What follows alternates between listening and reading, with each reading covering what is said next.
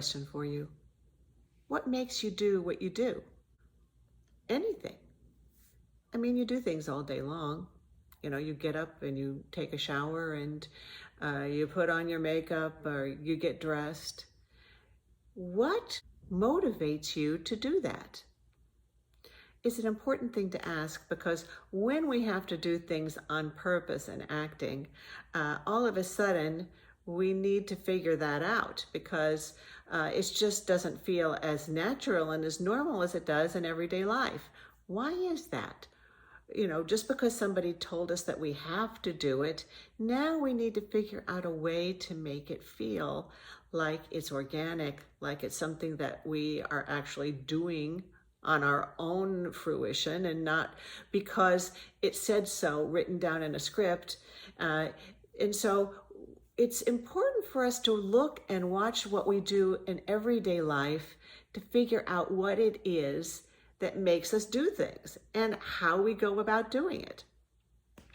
So if you had that scene where you had to take a shower and get dressed or put on your makeup, you'd need to figure out one important aspect of the scene: your destination. I've gotta make a destination. Your destination is going to affect every single part of that process. Where are you going? Are you going to the supermarket? Are you going on a date? Are you going to work? Are you going to school? That destination is going to make you get out of bed in the morning. It's going to make you go and turn that shower on. Whether or not you're going to be meeting somebody important, maybe there was a really cute guy at the supermarket in the fruit section, and you're thinking maybe he might be there this time. You're going to put your makeup on a little differently. It's going to affect how you choose your clothing. It's going to affect every single part of your getting ready in the morning. So when you're doing a scene, it's your destination that's really going to be important in deciding what you want to do, or how you do it. The same goes for when it's something that's less physical. That scene, you have all these different physical things to do, which you want to make organically happen. Now let's take another scene that you might be doing. Let's say you're calling your dad and you want to tell him that you need to quit your job. You want to quit your job because you want to dedicate your time full-time to acting, and you feel like at this point in your life, a job is going to get in the way of you truly being able to follow your dreams. That is going to affect the way you pick up your phone, the way you dial, the way you say, "Hi, Dad," because you know what you're up against. You know what you're hoping to have happen, and you know what might possibly happen. And now you need to maneuver to where you want to go. What is your destination? That destination is what you hope will be the final fruition of this conversation. If everything goes as planned, what are you hoping will happen? You're hoping that he'll say, "Well, honey, you know best.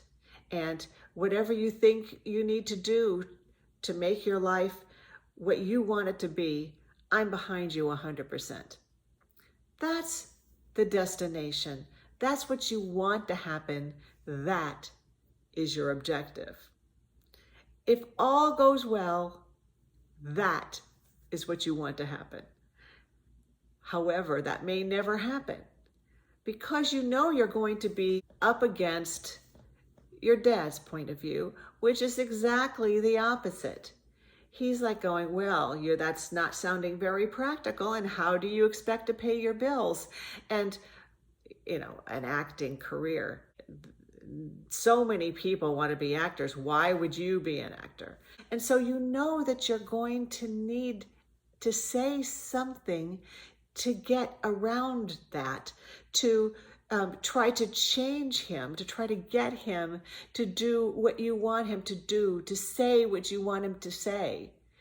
But what is it that makes you pick every one of those tactics out of your hat to try something new and then try something else?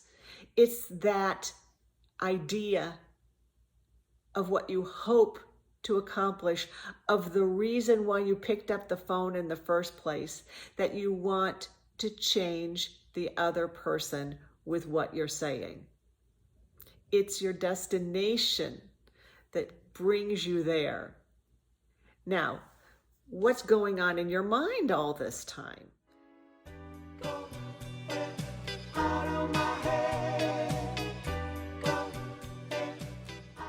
Because if it's a scene, what we worry about is thinking our own thoughts.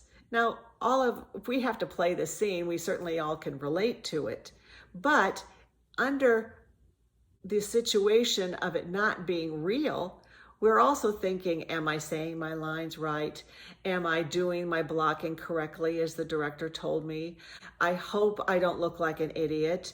I want to be good. These are what I call actor thoughts. Being in your own head. I need to get out of my head. I'm too much in my head. I hear this constantly from actors, and often it comes from other acting schools that they've come from because they've spent all this time in class trying to get out of their heads. They do all kinds of exercises. I've seen actors on stage even doing some kind of breathing exercises to try to get out of their heads, which is always been a bit confusing to me because, you don't really want to be a mindless actor. You do need to think to act because, we never stop thinking all day long. Human beings think. If you're alive, you think. But what you need to do in order to get out of your own head is to replace it with your character's head.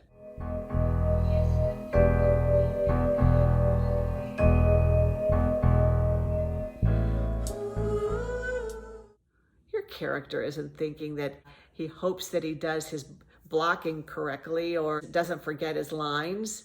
No, your character is just trying to get his father or her father to say, I support you 100%. It's the destination of your character. It's the relationship between your character and his father that's going to be in your mind. It's listening and responding to what the father is saying. Even if it's never heard, you just have your lines to say and you're listening on the phone and no one else can hear it. You need to hear it. You need to be responding to that father that you have a personal relationship with, and you're thinking the thoughts of your character.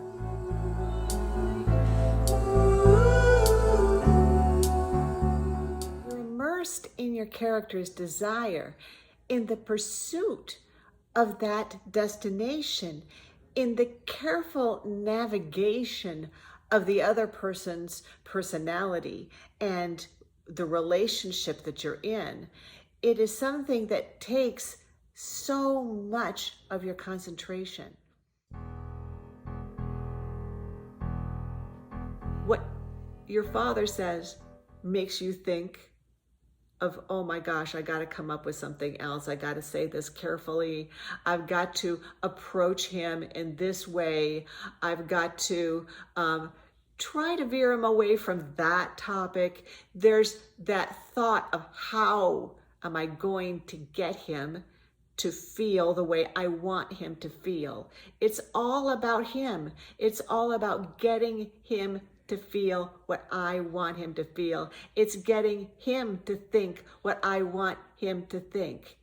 And in that way, when I'm completely involved in my character's mind and my character's destination, then I don't have time or room in my mind to think my own thoughts.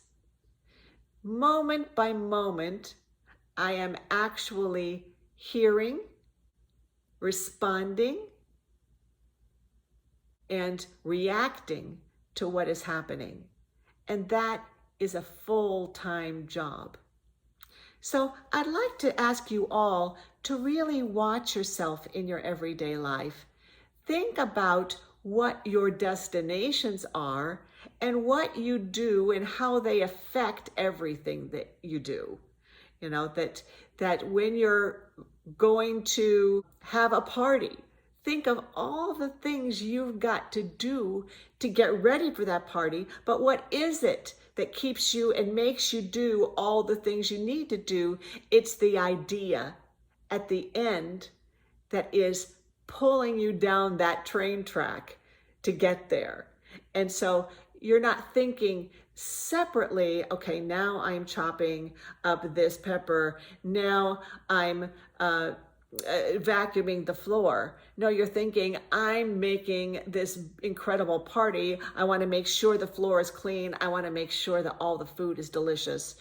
It's the idea at the end that takes you there. Try thinking about that this week, okay? And I will talk to you soon.